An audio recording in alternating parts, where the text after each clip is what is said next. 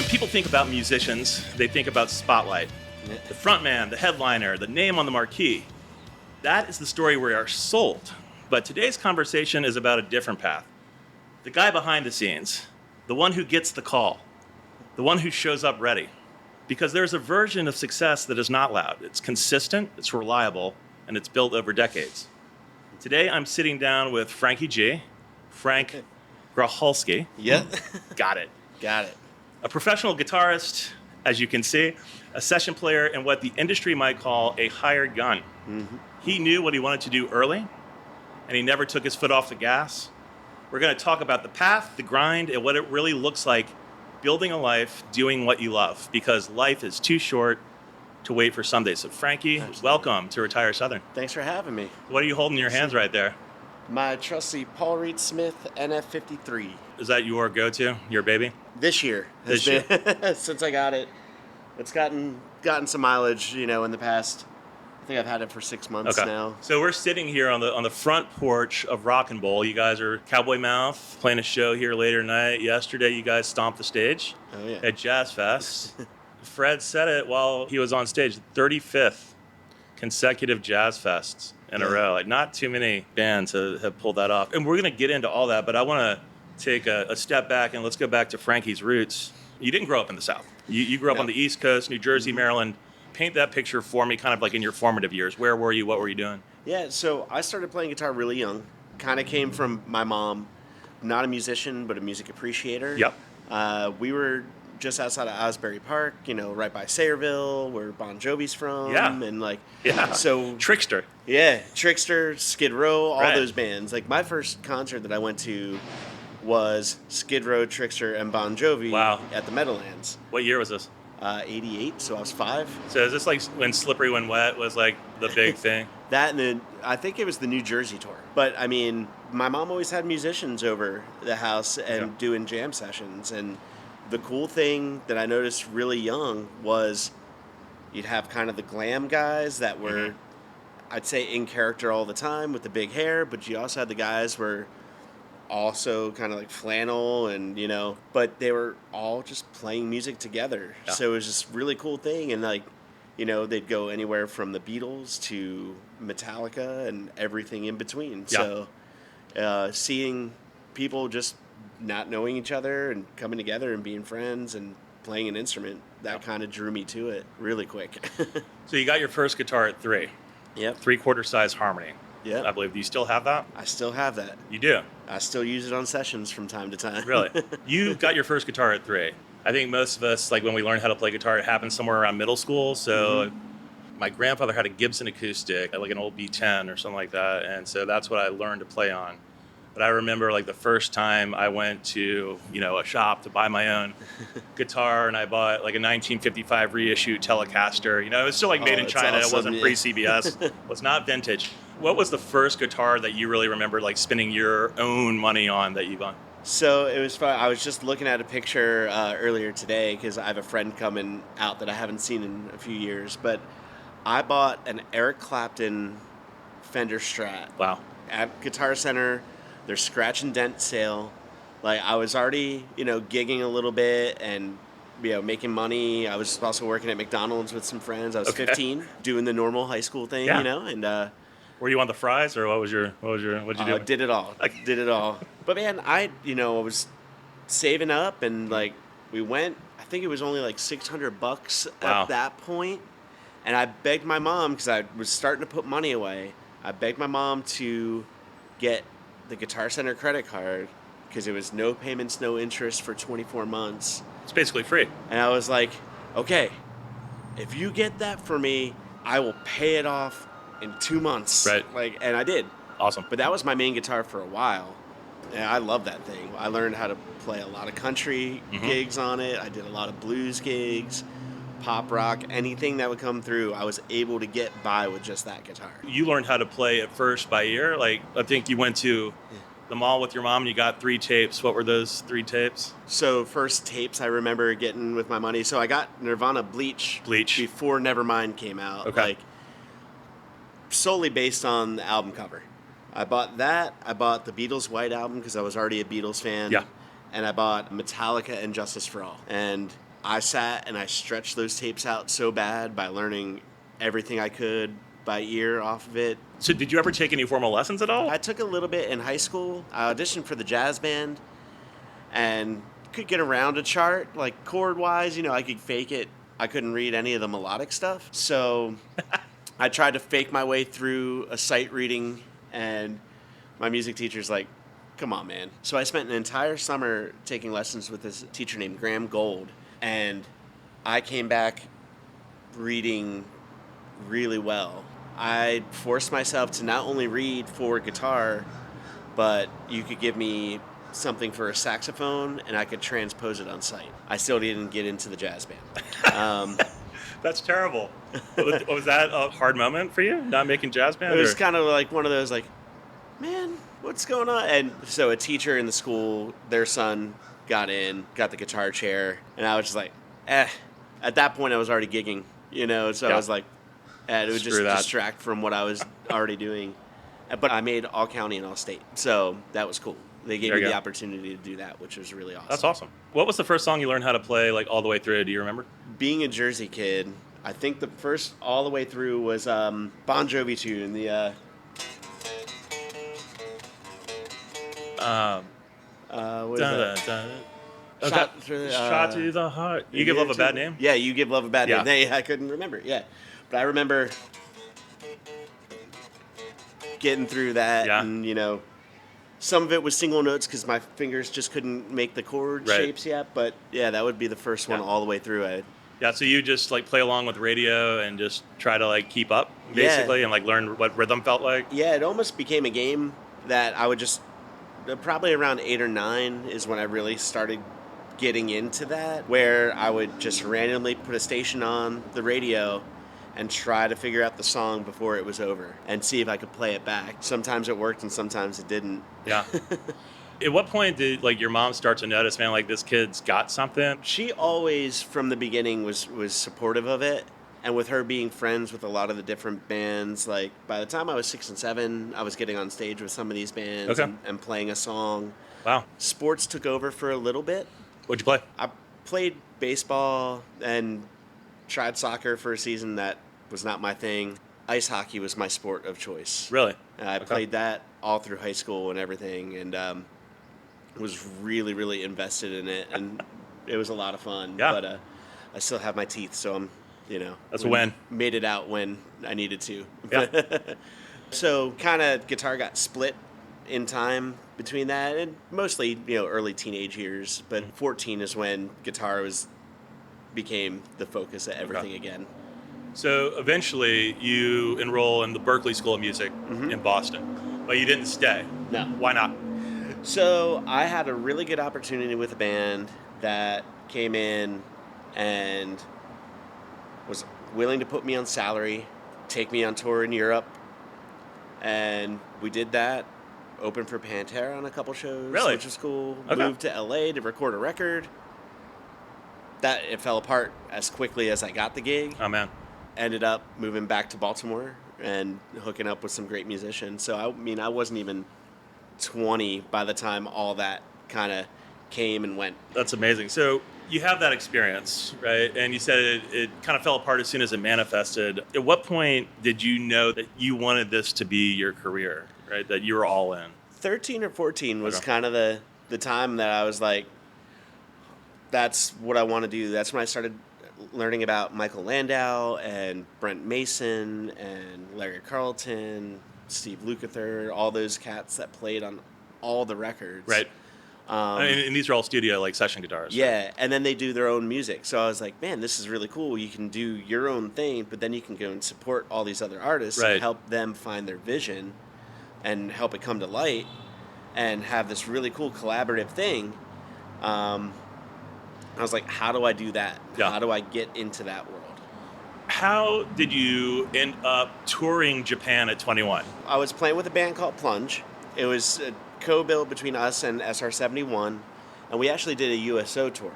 So we went over playing for the troops, which was really cool. It was an awesome experience because I also did it over in Afghanistan and everything too. Two completely different experiences because over in Japan, we had hotels and, all that stuff. But yeah, it was a really amazing experience because we got to see a lot of the country. Mm-hmm. So we started on Okinawa. I actually ended up just getting in a cab and going around and seeing there was some of the palaces from back in the day because I learned that China gave Okinawa their kingship, and then Japan invaded, so Okinawans like to be called Okinawans, not Japanese. Right. So we got a lot of history lessons there. Then when we got to mainland, like we went through Tokyo, we went through Hiroshima, all the way up to Fuji. Like everywhere, there's this vast thing, we went from a tropical isle to a very cold mountain and everywhere in between. Everyone's very polite. I tried to learn little phrases. And I do that whenever we're out of country, try to learn a little bit of the local language to help to get through. I'm going to butcher it, but I'm going to try, We get a little bit of leeway with, at least we're trying. We appreciate that you're trying. There's a lot of people that are like, we'll just speak English. Yeah. Whenever I think about a USO show, two things that pop in my mind. Bob Hope, right? And then there's this scene in Apocalypse Now where it's like, I don't even know if like Creedence is like playing for the troops and they bring out some Playboy bunnies on stage and all the troops like start to rush the stage. But I imagine that was not your experience. So what is it like playing for troops? Are they super appreciative of what They were very appreciative. The first night was very festival style, like outside. And I opened the show with the Star Spangled Banner. Now, do you have like in Spinal Tap, do you have like a 5-star general like walking you around the base, or like... I wish we had a Fred Willard, walking us through. But such a great movie. So we did, but they weren't in uniform. They were kind of plain clothes and very pretty relaxed. chill. Yeah. There's a lot of rules that we had to abide by. Let's go to Cowboy Mouth. I mean, that's, you're in town. Just crushed Jazz Fest. What, at least 20, 30,000 people out there yesterday? Yeah, it seemed like it. I was one of them. I was standing I wasn't in the pit. I was talking to your fiance a second ago, Amy. Yeah. Congratulations, by the way. Thank you very much. She said that she and your mom were up at the front of the stage in the mix. I was like, oh, like you're in it. How cool is that to have your mom seeing 20,000 people plus screaming at you? That was amazing. She's been texting me all morning how proud she is. And, as soon as I got off stage, there was the big hug and everything. Yeah. And she's been seeing me do this for a while and seeing me from bar bands to struggling, and figuring it out like a lot of us do, and to doing things like this. So it's pretty amazing to be like, it's paid off, So you're touring, you're gigging, you're a session guitarist. How does Cowboy Mouth happen for you? How do you join Cowboy Mouth? So that came from Matt. I don't know if you ever met Matt Jones. I have not met Matt Jones. Matt is a phenomenal guitar player and a good friend of mine.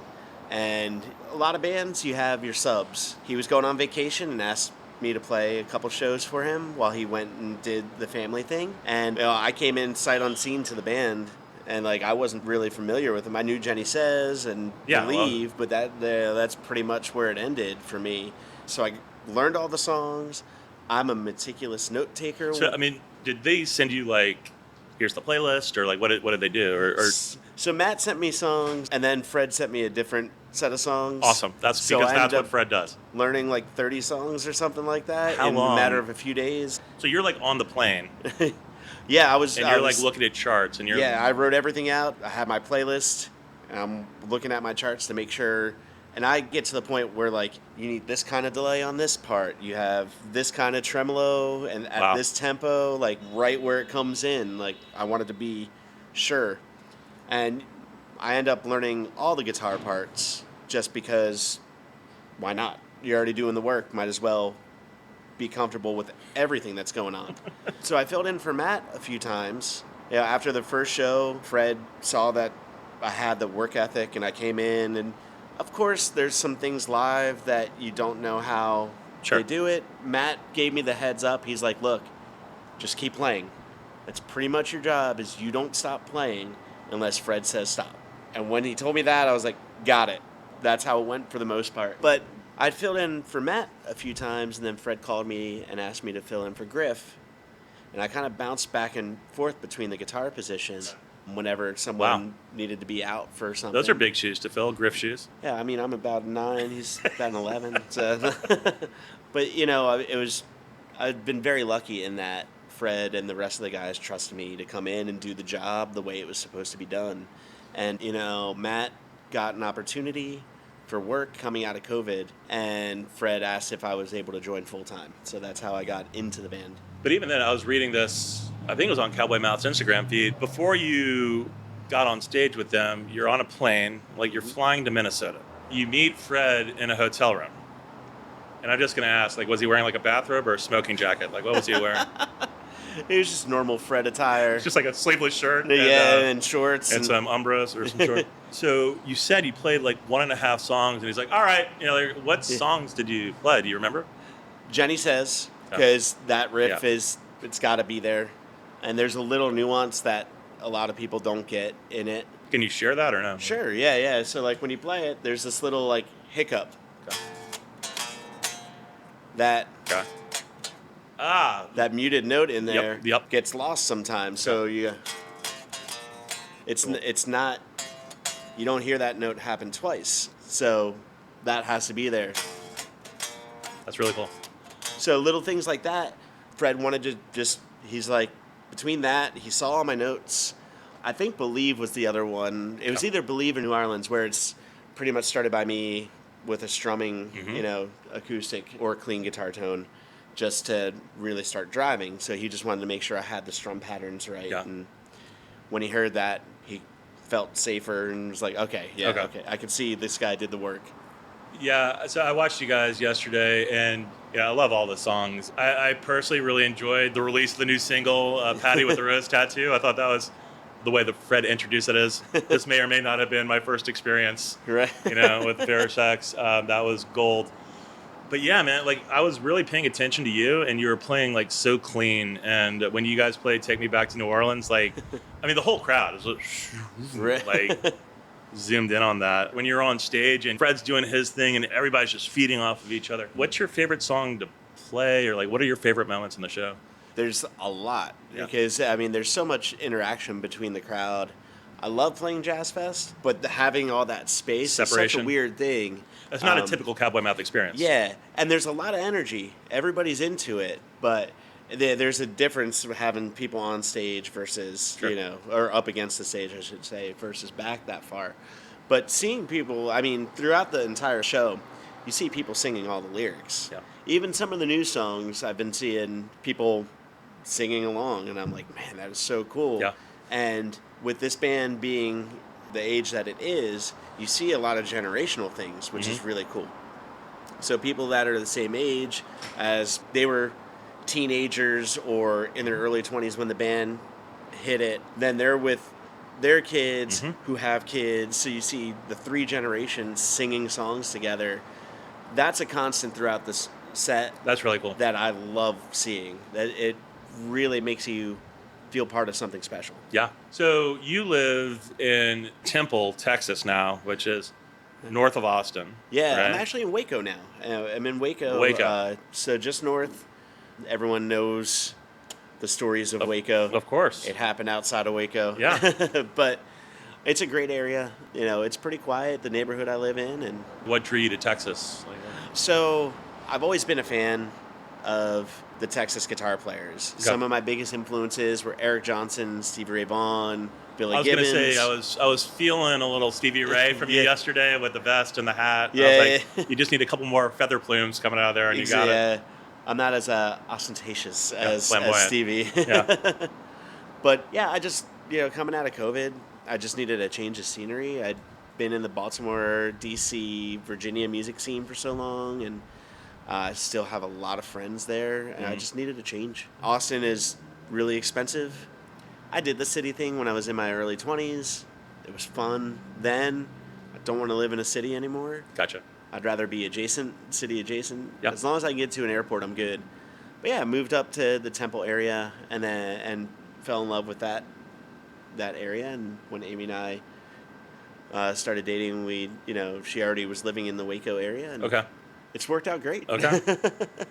So, I mean, you bought the hat, the boots. I saw a picture of you on a horse. Do you keep horses? Or I don't keep horses. That was the plan, but just hasn't come through yet. But there's a rescue that I go to every once in a while that takes care of horses that have been mistreated and everything. And I'll go out there and ride the horses and help out if I can. And what's the name of it? Because my wife probably follows it on Instagram because she's into all of these, like horse rescue, pony rescue, donkey rescues, like all these things. It's called Peaceful Acres. Peaceful Acres. Yeah. But yeah, it's a great little spot, and that's in Temple. So Cowboy Mouth is, on tour. I mean, obviously, past tense, you weren't at Jazz Fest yesterday. You can't come to Rock and Bowl tonight. You can always go to cowboymouth.com and see where you guys are playing next. Like you're in Baton Rouge, you're in Norcross. I mean, you're all over the place. And then I jump in with different artists and play when I have time, and do some producing and session work and teach. I actually taught a lesson before I came here today. So really, I do all kinds of different lessons for different people all over the country. Some students I've had for 7+ years. Mm-hmm. Some take a break and come back. But basically, I cater my experience teaching. I have what I want to teach them already in mind. And I used to say it was a free trial lesson, but really the trial lesson's an evaluation on my side to make sure, one, we're going to be the right fit, especially for a virtual student. I don't want to take advantage of somebody and be like, yeah, I'll teach you, and they're not really getting what they want out of the lesson. But basically, I get what their goals are. Their goals are going to be ever evolving. Yeah. So I try to do like a short-term, mid, and long-term goal, because it's just, as a musician, you're going to keep learning no matter what. I still take lessons from time to time. Yeah. With the internet, I'm able to take lessons with guys that I've idolized, and it's really cool. I took a couple lessons with Brent Mason that just really cool. Spun my head. I was like, watching you do it, and I'm like, how am I going to do that?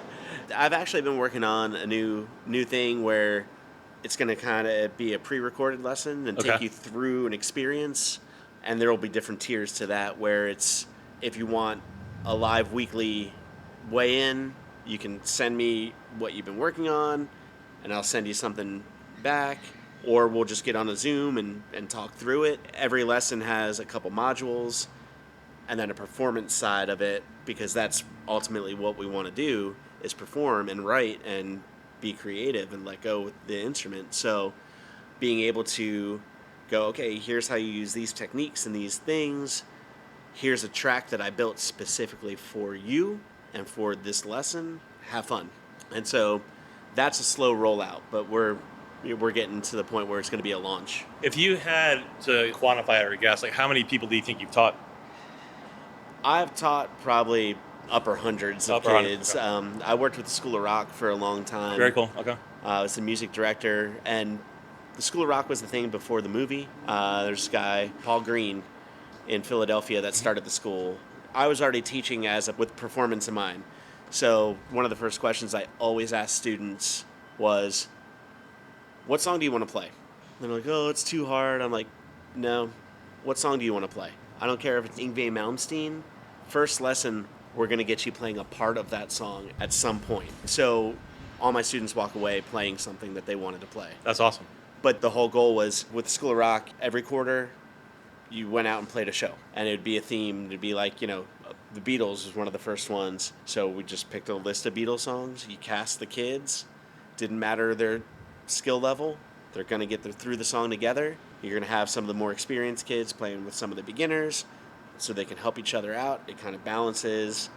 It's a really cool experience. Yeah, my oldest did that. He did School of Rock in Alpharetta in Georgia. That's awesome. A little bit. They did Stapleton, and one of my coworkers, his kid's a drummer. Dude, these kids, especially as they get more advanced, like some of these guys can play. It's fun to watch. And the whole thing with teaching too, like some of these kids are so shy, and then you put them on stage and they ham it up, and you unlock something. And a lot of kids that don't play sports need something to do in a group activity to socialize and feel like they're part of something. And that's what teaching and everything has done for me. I've been able to link students together to be able to start bands, and I have a bunch of students that went on to be pro players. That's really cool. It's a pretty rewarding job. So if someone listening wants to take a lesson, how does somebody find you?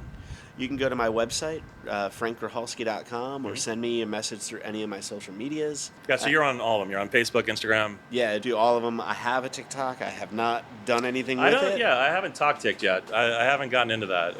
I feel like I'm too old for TikTok, but maybe not. But I know like there's other teachers out there like Marty Schwartz that does it, and little clips here and there of lessons. Yeah. Like I put up lessons here and there. I'm getting back into, I stopped doing it for a while, but I'm doing the 60-second lessons.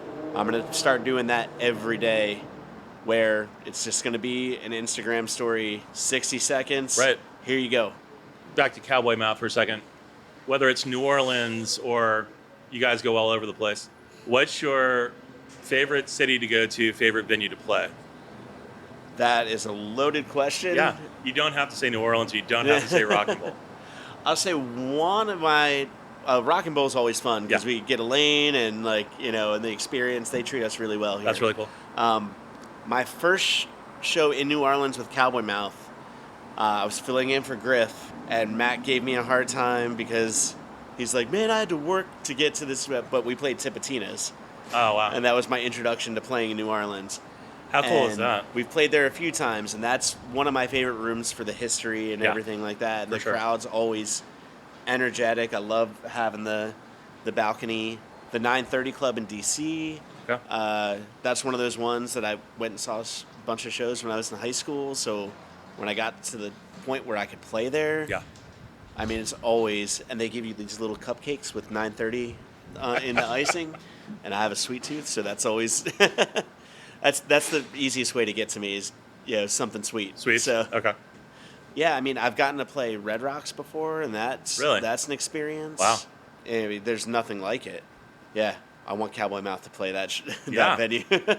No, I mean, that would be an amazing show. So where do you see yourself going from here? So I'm actually, it's been a long time coming. I've said since high school that I'm going to do this instrumental record. Again, a lot of my influences, Jeff Beck, Eric Johnson, Steve Vai, Satriani, all these cats that Michael Landau, Steve Lukather, all these guys put out instrumental records, and they're amazing.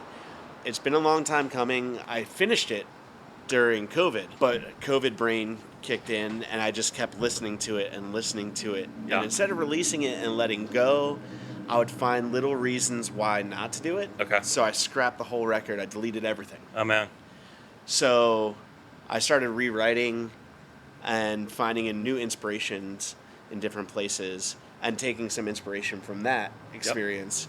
There's a couple singles out already on Apple Music and Spotify, but working on the full length, I have a lot of friends that I've met along the way in this journey playing on it. So that's really cool.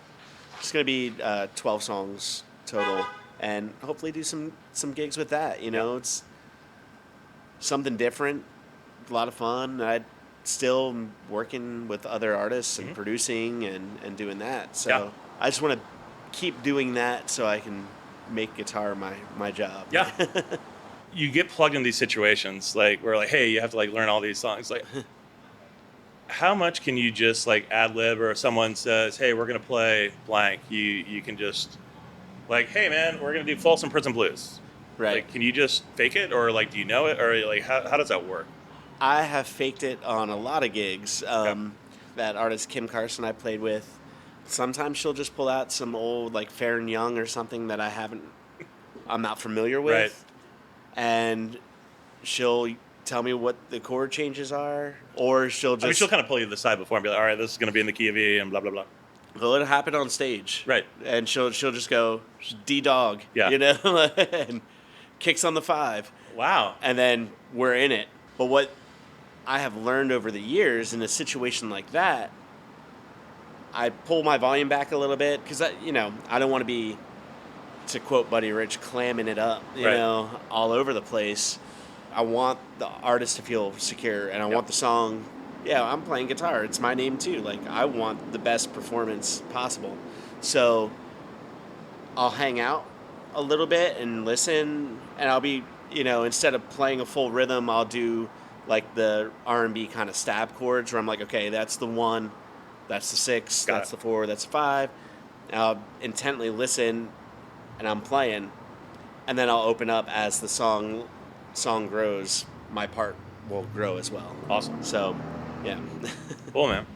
The whole thing with recording, not only do I go to studios and get calls for stuff like that, but I do a lot of stuff remotely. So, like, there will be times where we're on the road, and I'll be in the hotel room with my laptop tracking a song for a client and sending stuff out. Technology has made this world a little bit more accessible for everybody. So, I mean, when it comes to that kind of technology too, what platform are you using for that? Is it Zoom or Teams? Are you on like Riverside, or like what are you using? So for lessons, I'd moved to Google Meet. The audio seems to capture really, really well. Okay. There's nothing really out there that you can play together. Right. But because there's a lag. Like, yeah. When my parents had their 50th wedding anniversary, they're like there's this episode of The Cosby Show where they had their song, and they're like, we want you to play us a song because I play guitar, like my nephew plays bass, and the other one plays. So I was like, fine, like we'll learn Stand By Me. And so we're trying to have, we're trying, like they're in Tennessee and I'm in Atlanta, and we're trying to rehearse Stand By Me. Right. And it just wasn't working because of the delay. So yeah, I guess there isn't anything out there yet where you can just like play live with someone over. Yeah, I haven't found anything that's lossless yet. There's been a couple things that I've tried that claim that, and it's been super draggy, and it's a lot of you play something for a student and then wait and let them play. I try not to play as much in lessons because it's not about me. I want to make sure the student is putting fingers on the guitar. But even like when I do sessions, sometimes if it's a remote session where the producer or the artist wants to be involved, because usually I'll just record 5 or 6 different takes with different guitars, different amps, all that stuff, and I'll send it out. And then they can make revisions, and I'll send them something else. Sometimes an artist or a producer wants to be like they're in the room, so I'll use Google Meet for that. And because you can control somebody's screen with this stuff, so I'll pull up Logic or Pro Tools and let them control the screen. Okay.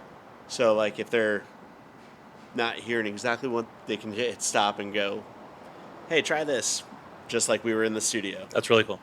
It's cool. I like being able to work at my own pace. Sure. And, but the vibe in the room is better. But being able to do it virtually like that helps me and the artist. So. That's awesome, man. Frankie, your story is a reminder that there is more than one way to build a life. It doesn't have to be loud, and it does not have to be flashy. Sometimes it's just about showing up. Sometimes it's just about doing the work, staying ready, and never taking your foot off the gas. Life's too short to wait for someday. You have spent your life between airplanes and amplifiers. Always ready. Always in the pocket. If the phone rings tonight and it's the call that you've been prepping for your whole life, who is it and where are you going? Whew.